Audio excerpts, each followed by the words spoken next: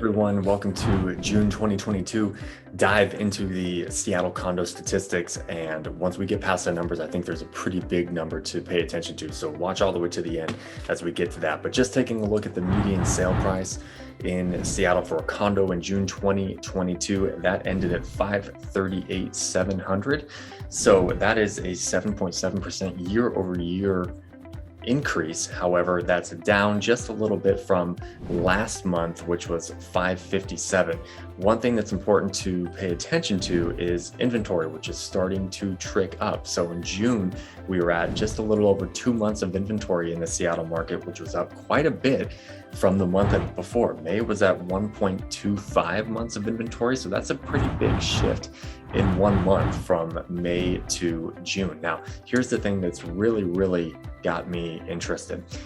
As you know, I paid attention to the absorption rate metric, which measures essentially how quickly the properties that are listed on the market become absorbed, which essentially gives me a good look at what the buyer activity is doing.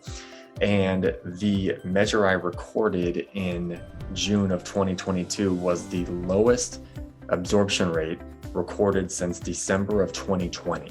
Now, let that sink in a bit, because we know just how pitiful the condo market in 2020 was. So to have an absorption rate level at around what was arguably one of the worst times in Seattle market condo history is pretty unfortunate. What's also really interesting about that is back then, we knew that low absorption rate number was due mostly to supply. We had at one point over 6 months of inventory in the downtown Seattle market alone.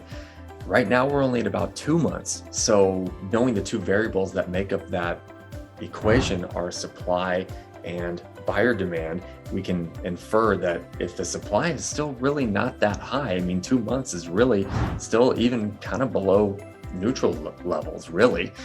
So it's really balanced more than anything.